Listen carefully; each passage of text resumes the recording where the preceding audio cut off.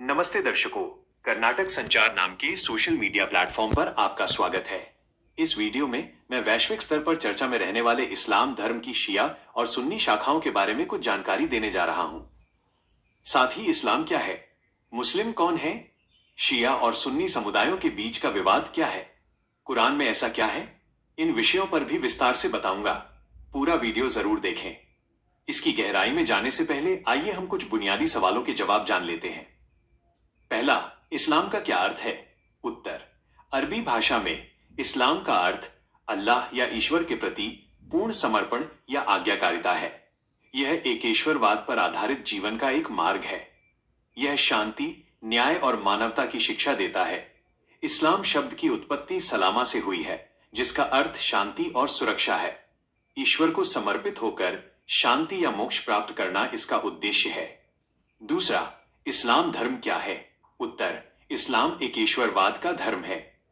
यह सिखाता है कि अल्लाह ही एकमात्र ईश्वर है। ये शांति और अनुशासन का जीवन है। तीसरा, मुस्लिम कौन है? उत्तर, इस्लाम धर्म का पालन करने वालों को मुस्लिम कहा जाता है। मुसल ईमान का अर्थ सज्जन व्यक्ति या दृढ़ विश्वास रखने वाला होता है। यह केवल जाति सूचक शब्द नहीं है, बल्कि व्यक्ति के अच्छे चरित्र का प्रतीक है। चौथा, इस्लाम धर्म की स्थापना किसने और कब की? उत्तर, 7वीं शताब्दी की शुरुआत में पैगंबर मोहम्मद स.अ.व. ने इस्लाम धर्म की स्थापना की। इसका जन्म सऊदी अरब के मक्का शहर में हुआ था।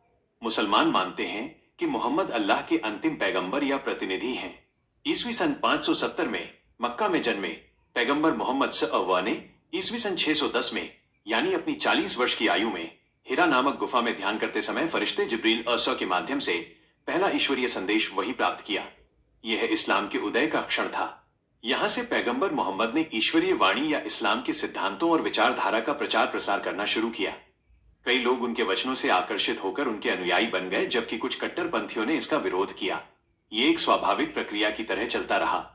लेकिन ईस्वी सन 622 में जब विरोधियों ने हमला किया, तो पैगंबर मोहम्मद स.अ.व. मक्का से मदीना चले गए। इस घटना को हिजरत कहा जाता है। इसी वर्ष से इस्लामिक कैलेंडर यानी हिजरी सन की शुरुआत होती है। जब पैगंबर मोहम्मद मदीना में थे, तो उन्होंने वहां के विभिन्न समुदायों के साथ समझौता करके शांति स्थापित की। इसे मदीना का समझौता कहा जाता है। साथ ही इसे इतिहास के पहले लिखित संविधानों में से एक माना जाता है। पांचवा, इस्लाम धर्म का पवित्र ग्रंथ कौन सा है? उत्तर, इस्लाम धर्म का पवित्र ग्रंथ कुरान है। यह पैगंबर मोहम्मद को समय समय पर प्राप्त ईश्वरीय संदेशों का संग्रह है। यह केवल एक धार्मिक पवित्र ग्रंथ ही नहीं है, बल्कि एक आचार संहिता भी है जो मार्गदर्शन करती है कि एक व्यक्ति को अपना जीवन कैसे जीना चाहिए। यह पैगंबर मोहम्मद के जीवन और शिक्षाओं के मार्ग पर चलने की प्रेरणा देता है।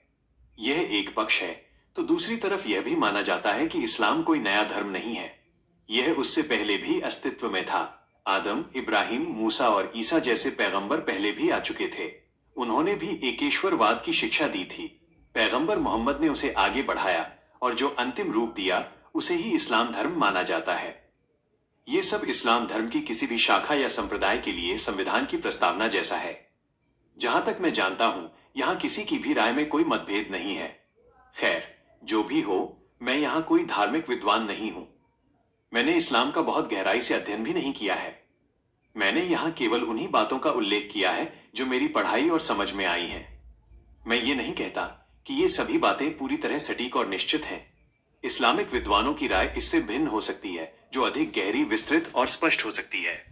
मैं उसे स्वीकार करता हूं और उसका स्वागत करता हूं। चलिए, अब हम मुख्य विषय पर आते हैं। इस्लाम दुनिया का दूसरा सबसे बड़ा धर्म है, जिसके 1.9 बिलियन अनुयायी हैं। अन्य धर्मों की तरह इस्लाम में भी अलग अलग संप्रदाय और उपसंप्रदाय हैं। इनमें सबसे बड़े सुन्नी और शिया हैं। दोनों ही अल्लाह, पैगंबर मोहम्मद, कुरान और एकेश्वरवाद में अटूट विश्वास रखते हैं। मूल रूप से ये सभी एक ही हैं। कोई श्रेष्ठ नहीं है और कोई निम्न नहीं है। सब समान हैं, सभी मुस्लिम धर्म के हैं। लेकिन मतभेद ईस्वी सन 632 में पैगंबर मोहम्मद के निधन के बाद इस बात पर हुआ कि इस्लाम का नेतृत्व किसे करना चाहिए। इसके अलावा रीति रिवाजों और विचारों में ज्यादा अंतर नहीं है। हालांकि दोनों अल्लाह का ही स्मरण करते हैं, लेकिन नमाज के तरीके में थोड़ा अंतर है। कुछ जगहों पर अलग मस्जिदें हो सकती हैं, लेकिन प्रार्थना के लिए कोई भी कहीं भी जा सकता है। इस पर किसी को कोई आपत्ति नहीं होती। सुन्नी उन हदीसों का पालन करते हैं जिनका वर्णन पैगंबर के साथियों ने किया है। शिया पैगंबर के परिवार के सदस्यों द्वारा वर्णित हदीसों या शिक्षाओं पर जोर देते हैं। मुहर्रम में आने वाला आशुरा सुन्नियों के लिए उपवास का दिन है, जबकि शियाओं के लिए ये इमाम हुसैन की शहादत को याद करने वाला अत्यंत दुखद दिन है। सुन्नी हज और उमराह के लिए मक्का और मदीना जाते हैं। शिया इनके साथ साथ इमामों की दरगाहों जैसे इराक के नजफ और करबला, ईरान के मशहद या ऐतिहासिक इस्लामिक वास्तुकला वाली मस्जिदों की तीर्थ यात्रा पर भी जाते हैं। रमजान के उपवास और नियम भी एक जैसे हैं। दोनों गरीबों को ज़कात दान देते हैं। शादी ब्याह के रिश्तों में भी ज्यादा समस्या नहीं होती। और कब्रिस्तान के बारे में क्या कहना, वहां तो सब एक हैं, सब बराबर हैं। इन दोनों शाखाओं के लोग जानते हैं कि वे दोनों इस्लाम धर्म के हैं, मुसलमान हैं और पैगंबर मोहम्मद के अनुयायी हैं। लेकिन पैगंबर मोहम्मद के बाद धर्म को नेतृत्व देने वाले खलीफाओं को स्वीकार करने में वैचारिक मतभेद है, कोई झगड़ा नहीं। ये स्पष्ट है कि समय समय पर अवसरवादी नेताओं ने अपने स्वार्थ के लिए इसका इस्तेमाल किया है। जहां शिया ज्यादा थे वहां शियाओं को, और जहां सुन्नी ज्यादा थे वहां सुन्नियों को बढ़ावा देने का काम किया। बाहरी ताकतों ने इसे और हवा दी, जिसके कारण मासूम लोग इसके प्रभाव में आ गए और कई जगहों पर धार्मिक दरारें और संकट देखने को मिले। ये सच है। लेकिन जब भी मूल इस्लाम धर्म पर संकट आया है, वे अपने मतभेदों को भुलाकर एक हुए हैं। इतिहास की कई घटनाएं इसकी गवाह हैं। अब खलीफा कौन है, इसे थोड़ा और स्पष्ट कर लेते हैं। अरबी भाषा में खलीफा का अर्थ उत्तराधिकारी, नेता या प्रतिनिधि होता है। इसे विस्तार से कहें तो पैगंबर मोहम्मद के बाद मुस्लिम समुदाय का नेतृत्व करने वाले धार्मिक और राजनीतिक शक्ति रखने वाले सर्वोच्च नेता को खलीफा कहा जाता है। खलीफा के मामले में ही इन दोनों के विश्वास या राय में जो अंतर है वो इस प्रकार है। इस्लाम की सबसे बड़ी शाखा सुन्नी पहले 4 खलीफाओं को ही पैगंबर मोहम्मद का सही उत्तराधिकारी मानते हैं। उनका कहना है कि इन्होंने सीधे पैगंबर मोहम्मद से शिक्षा ली, सही मार्गदर्शन प्राप्त किया और अत्यंत निकटता से सेवा की। इन खलीफाओं में पहले अबू बकर अस-सिद्दीक, दूसरे उमर इब्न अल खत्ताब, तीसरे उस्मान इब्न अफ़्फ़ान और चौथे पैगंबर मोहम्मद के चचेरे भाई और दामाद अली इब्न अबी तालिब शामिल हैं। सुन्नी शाखा का मानना है कि पैगंबर मोहम्मद के बाद इस्लाम का नेतृत्व ईश्वरीय आदेश से नहीं, बल्कि मुस्लिम जगत की सर्वसम्मति और राजनीति से तय होना चाहिए। वहीं शिया शाखा की राय इससे अलग है। उनका मानना है कि पैगंबर मोहम्मद के बाद इस्लाम का नेतृत्व उनके ही वंशजों को मिलना चाहिए, क्योंकि उनमें ईश्वरीय गुण होते हैं। इसलिए वे पहले 3 खलीफाओं की नियुक्ति को सही नहीं मानते। वे नेतृत्व का स्थान पैगंबर मोहम्मद के चचेरे भाई और उनकी बेटी बीबी फातिमा जहरा के पति हजरत अली इब्न अबी तालिब और उनके वंशजों को देते हैं। वे पैगंबर मोहम्मद और अली के वंशजों को आध्यात्मिक और राजनीतिक रूप से विशेष महत्व और अधिकार देते हैं। बस यही यहाँ का अलग दृष्टिकोण है, इसके अलावा और कुछ नहीं। एक बार फिर स्पष्ट कर दूं, सुन्नी मानते हैं कि पहले 4 खलीफा ही पैगंबर मोहम्मद के सही उत्तराधिकारी थे।